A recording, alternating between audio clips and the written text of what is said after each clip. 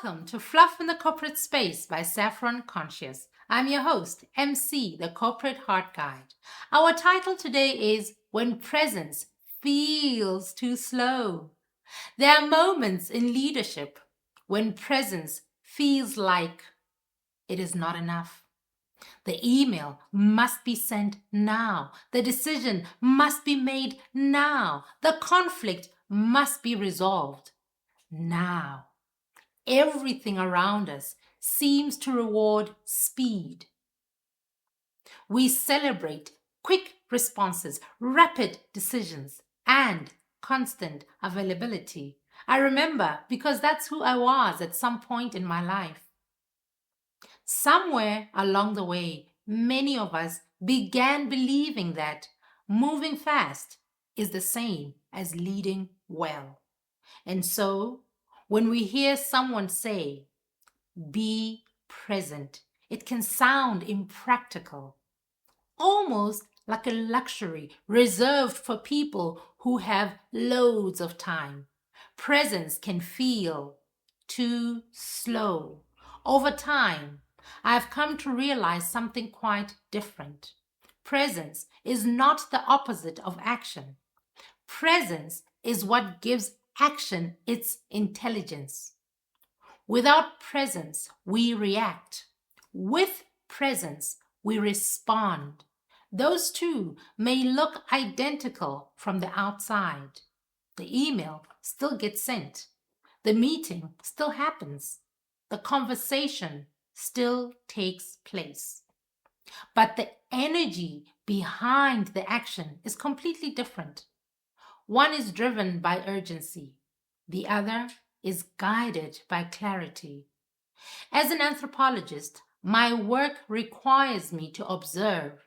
I have spent time observing people, cultures, and the invisible patterns that shape how we relate to one another.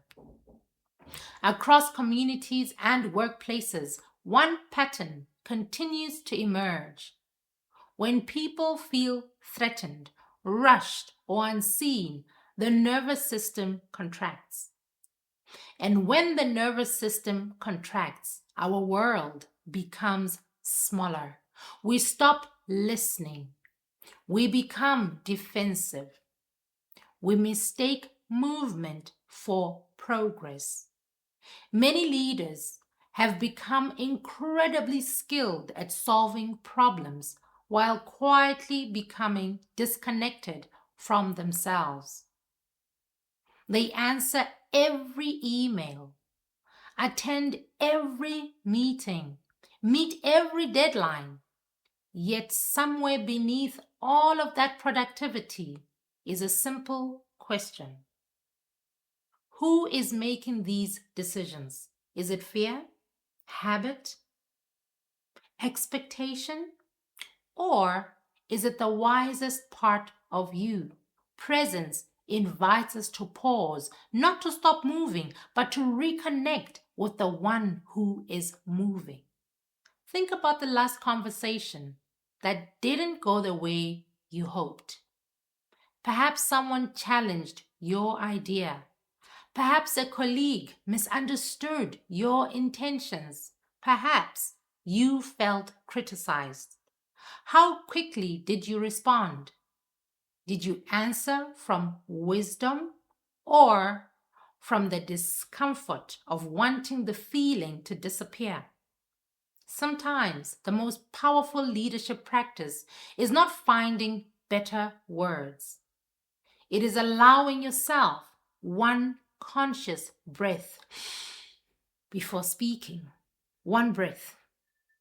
That sounds almost insignificant, right? Yet, neuroscience tells us that even a single slow breath begins to shift your nervous system. It creates just enough space between stimulus and response for choice to return. And choice is where leadership lives. Imagine walking into a difficult meeting. Nothing outside has changed. The agenda is the same. The people are the same. The challenge is the same, but you arrive differently. You notice your shoulders. You soften your jaw. You take one intentional breath. You remember your values before your opinions. Suddenly, you are no longer trying to win the room. You're trying to understand it. That is presence. And presence changes rooms long before words do. One of the greatest misconceptions is that presence slows us down. In my experience, the opposite is often true. Presence prevents unnecessary conflict. It reduces the need to repair conversations that were rushed.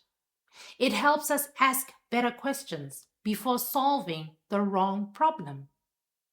In that sense, presence actually saves time because clarity is far more efficient than urgency.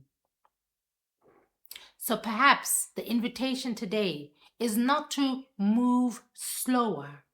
It is to move from a different place, to let your actions emerge from alignment instead of anxiety, to remember that calm is not passive, stillness is not indecision, presence is not delay, presence is precision. And maybe, just maybe, the next breakthrough your team needs will come from working faster.